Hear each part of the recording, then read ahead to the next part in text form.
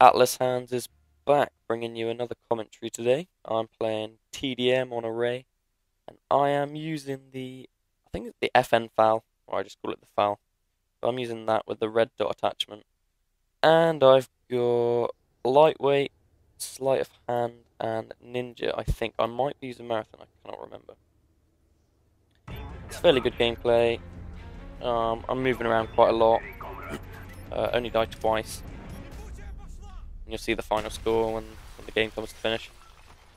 But I was going to talk to you today about me and my gameplay videos. You know, I like to use weapons that aren't the typical, the typical weapon that people use, because the FAMAS and the AK-47, you know, they're easy guns to use in my opinion. Like, you can just spray away, get kills with them, because it's just easy, especially with the rapid fire attachment for the AK. I mean, I don't like using it, but in things like GB, where you have to, you don't have to win, but winning's always nice. So when you're playing GB and you want to win, obviously, I tend to use it sometimes. I use it with the Warlord perk with grip.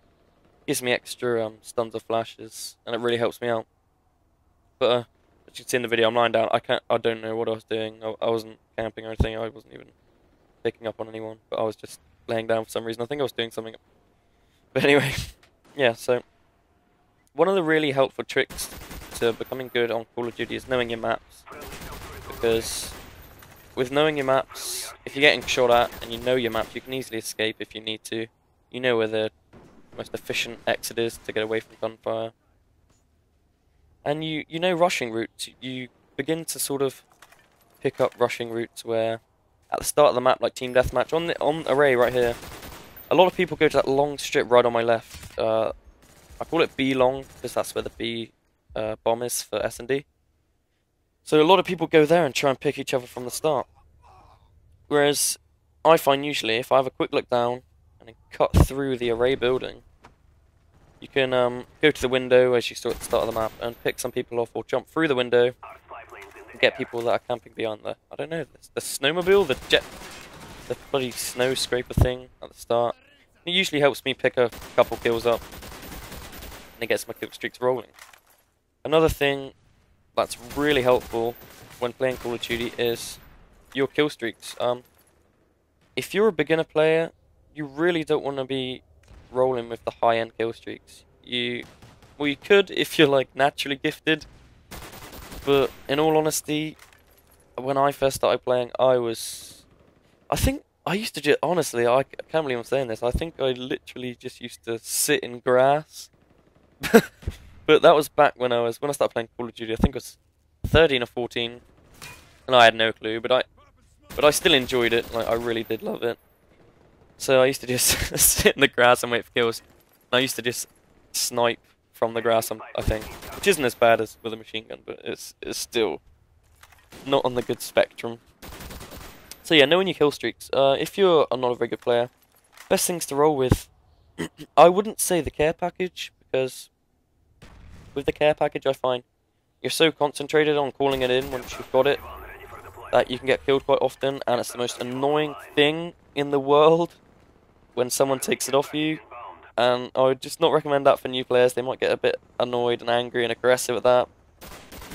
But I'd definitely recommend the spy plane and the counter spy plane. Counter spy plane, in my opinion, is better, a lot better than the spy plane.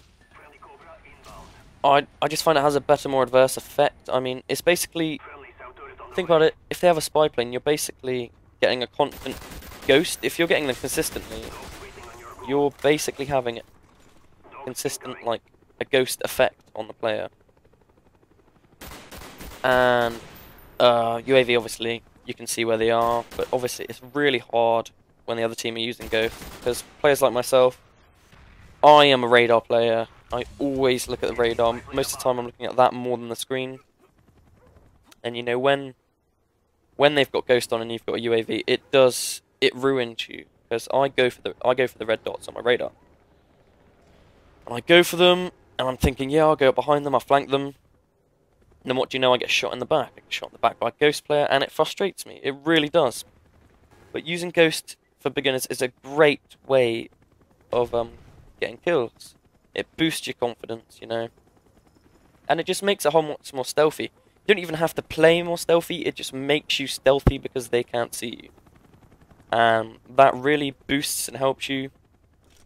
And that, in coincidence with Ninja, it really does help because a lot of the players nowadays, they have got headsets. I mean, myself, I went all out and got Astro A40s, and you know, you can hear them like so well if they haven't got Ninja on.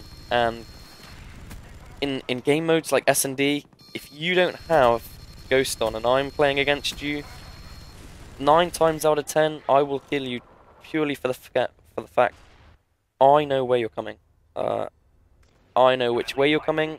Most likely because of that, I will know which way you're facing, and I'll pre-aim you and kill you. So Ninja is one of the must-haves, especially in game modes like S&D. It's not so important for games like Demolition, because most of the people are rushing, especially if you're attacking. You're rushing the bomb. Most people don't pay attention as much to noise, whereas S&D, you know, when you're in that one-on-one situation, the adrenaline's pumping, you know, you got to listen out, and most people do. Listening out wins games. Sorry, I'm gonna cough a minute. Yeah. Listening out wins games.